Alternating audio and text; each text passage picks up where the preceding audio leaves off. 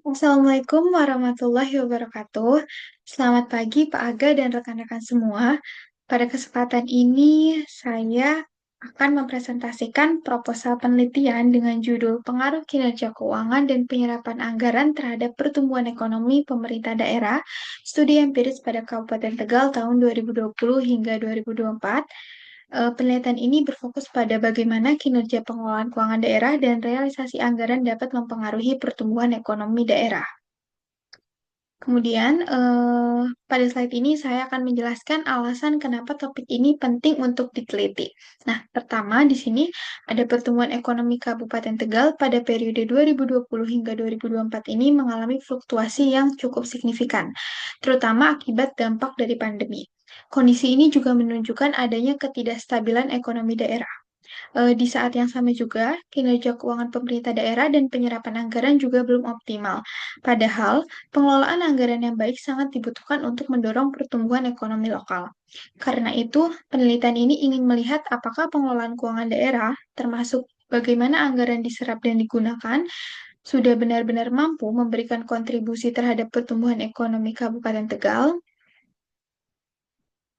Kemudian, untuk latar belakang penelitian ini juga berangkat dari kondisi pasca pandemi yang membuat pemerintah daerah ini harus lebih efektif dalam mengelola anggaran untuk pemulihan ekonomi. Nah, kinerja keuangan seperti efektivitas dari pendapatan asli daerah atau PAD, kemudian efisiensi belanja, struktur pendapatan, dan tingkat kemandirian menjadi sangat penting bagi keberhasilan pembangunan. Namun, di sini penyerapan anggaran yang tidak optimal di banyak daerah justru menjadi hambatan dalam pelaksanaan program strategis. Karena itu, periode 2020 hingga 2024 ini merupakan masa krusial untuk melihat apakah kebijakan fiskal daerah sudah mampu membantu proses pemulihan ekonomi. Maka, analisis hubungan antara kinerja keuangan, penyerapan anggaran, dan pertumbuhan ekonomi ini menjadi relevan untuk diteliti. Kemudian pada slide ini juga ada fenomena penelitian. Saya menyoroti beberapa kondisi yang terjadi di Kabupaten Tegal. Di sini pertama ada pertumbuhan ekonomi selama 2020 hingga 2024 ini tidak stabil. Setelah pandemi, pemulihan ini tidak berjalan mulus. Kemudian yang kedua, ada realisasi anggaran ini cenderung rendah dan menumpuk pada akhir tahun. Ini juga menandakan adanya perencanaan dan eksekusi yang kurang baik. Kemudian yang ketiga, ada kinerja keuangan daerah belum efektif, di mana pendapatan asli daerah ini masih rendah, kemudian ketergantungan transfer pusat ini masih sangat tinggi, dan belanja cenderung tidak produktif. Kemudian keempat, ada kenaikan APBD ini tidak diikuti dengan kenaikan pertumbuhan ekonomi yang signifikan. Ini juga menandakan adanya potensi ketidakefisienan. Dan yang terakhir, terdapat kesenjangan atau gap antara perencanaan dan juga realisasi program, yang mana akibatnya ini program strategis tidak memberikan dampak optimal terhadap pertumbuhan perekonomian daerah. Kemudian juga ada di mana tujuan penelitian untuk proposal saya di sini diantaranya yaitu untuk yang pertama di sini menguji apakah kinerja keuangan Kabupaten Tegal ini benar-benar berpengaruh signifikan terhadap pertumbuhan ekonomi daerah. Kemudian yang kedua juga menganalisis apakah rendahnya penyerapan anggaran ini menjadi salah satu penyebab terhambatnya pertumbuhan ekonomi. Dan yang ketiga, menilai sejauh mana sih kinerja keuangan dan penyerapan anggaran secara bersama-sama dapat menjelaskan perubahan pertumbuhan ekonomi selama tahun 2020 hingga 2024. Dan yang keempat, di sini terakhir adalah penelitian ini ingin menghasilkan rekomendasi berbasis data bagi pemerintah daerah untuk memperbaiki tata kelola anggaran agar lebih efektif dan berdampak pada ekonomi. Kemudian untuk slide berikutnya di sini ada slide ini saya merangkum beberapa penelitian-penelitian terdahulu yang relevan dengan topik saya. Nah, di sini secara umum penelitian sebelumnya ini menunjukkan bahwa kinerja keuangan daerah seperti efektivitas pendapatan asli daerah dan efisiensi belanja ini memiliki hubungan dengan pertumbuhan ekonomi. Begitu juga dengan tingkat penyerapan anggaran yang seringkali menjadi faktor penting dalam keberhasilan pembangunan. Dari penelitian-penelitian ini juga, saya melihat adanya celah atau gap penelitian, yaitu belum banyak studi yang secara khusus berfokus pada Kabupaten Tegal pada periode pasca pandemi, yaitu 2020 hingga 2024. Selain itu juga, penelitian yang menggabungkan variabel kinerja keuangan dan penyerapan anggaran sekaligus juga masih sangat terbatas. Karena itu, dengan adanya gap atau celah tersebut, penelitian ini hadir untuk mengisi gap atau celah tersebut. Oke, kemudian di sini ada tempat dan juga jenis yang mana penelitian ini juga dilakukan pada dua lembaga utama, yaitu Badan Pengelolaan Keuangan dan Aset Daerah atau BPKAD Kabupaten Tegal dan Badan Pusat Statistik Kabupaten Tegal. Nah, di sini BPKAD ini dipilih karena merupakan instansi yang berwenang dalam pengelolaan keuangan daerah, termasuk penyusunan laporan realisasi anggaran atau LRA dan juga laporan keuangan pemerintah pusat atau LKPD. Nah, sementara itu untuk BPS ini dipilih karena menyediakan data PDRB atau produk domestik regional bruto yang dibutuhkan untuk mengukur suatu pertumbuhan ekonomi. Kemudian untuk jenisnya sendiri, penelitian ini menggunakan data kuantitatif, di mana pendekatan penelitian kuantitatif deskriptif ini bertujuan untuk menggambarkan dan menganalisis kondisi kinerja keuangan dan penyerapan anggaran berdasarkan data numerik yang tersedia. Pendekatan ini juga bertujuan untuk merangkum dan menjelaskan secara sistematis melalui perhitungan statistik sederhana, sehingga dapat menggambarkan fenomena yang objektif mengenai sesuatu yang akan diteliti. Kemudian untuk sumber datanya itu saya mengambil dua, yaitu data primer dan juga data sekunder. Yang mana data primer ini berasal dari wawancara dengan pihak terkait di BPKAD dan juga BPS, dan juga data sekunder yang berasal dari LKPD, kemudian LRA, dan juga publikasi statistik yaitu PDRB dari BPS. Nah, kemudian di sini ada juga terkait dengan populasi, sampel, dan teknik pengambilan sampel. Nah, populasi dalam penelitian ini yaitu seluruh data keuangan dan ekonomi pemerintah Kabupaten Tegal selama periode 2020 hingga 2024. Nah, populasi ini juga dipilih karena mencerminkan keseluruhan aktivitas pengelolaan keuangan daerah yang menjadi dasar untuk mengukur suatu kinerja keuangan, tingkat penyerapan anggaran, serta kaitannya terhadap pertumbuhan ekonomi daerah.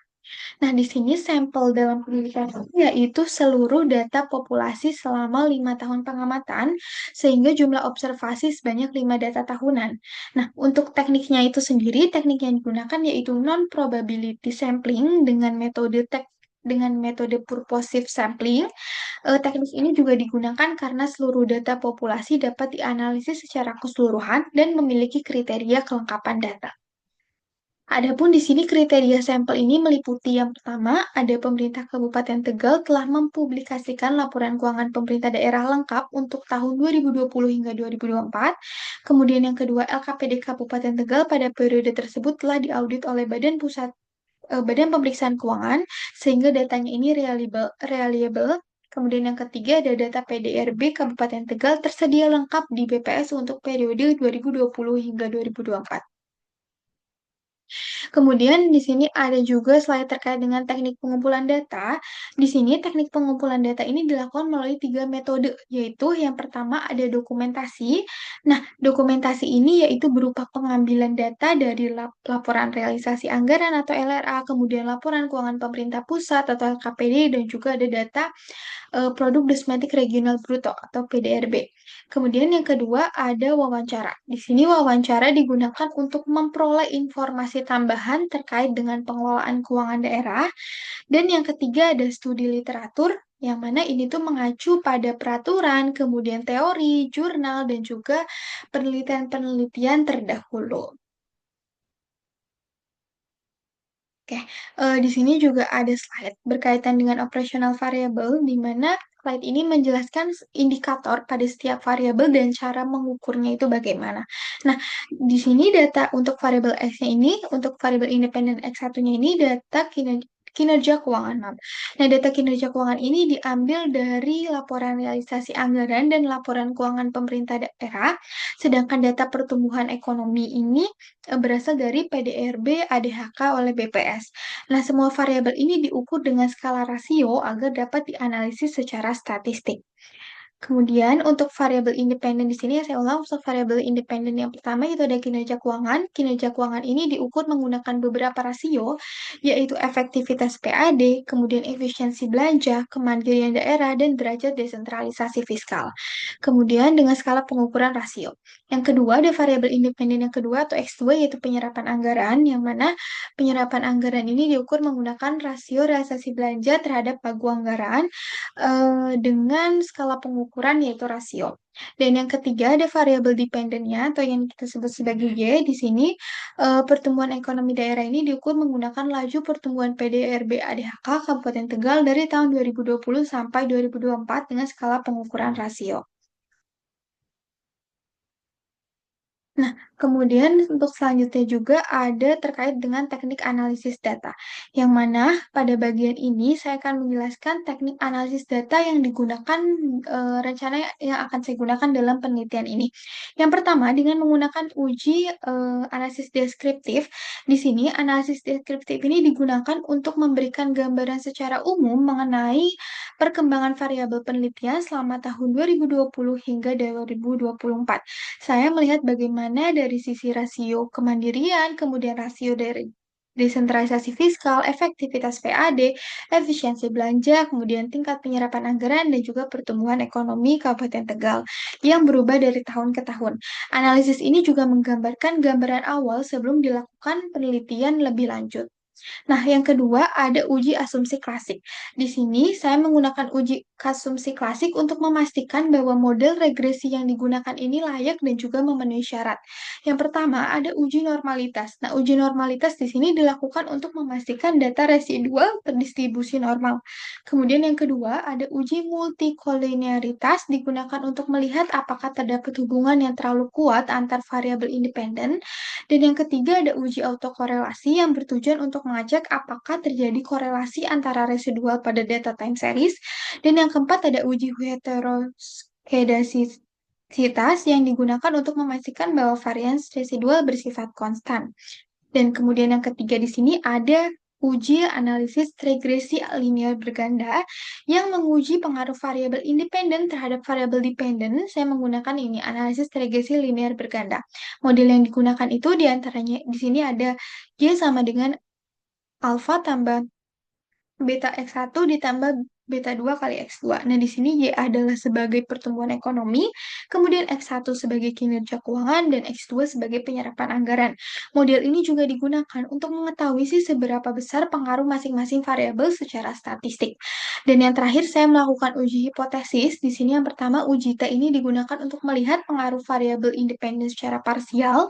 Kemudian yang kedua, uji F untuk melihat pengaruh secara simultan. Dan yang ketiga ada koefisien determinasi atau R kuadrat yang di sini digunakan untuk mengetahui nih seberapa besar sih variabel X1 dan X2 mampu menjelaskan perubahan dari variabel Y. Nah, dengan serangkaian teknik analisis ini hasil penelitian dapat diuji secara ilmiah dan juga dapat dipertanggungjawabkan.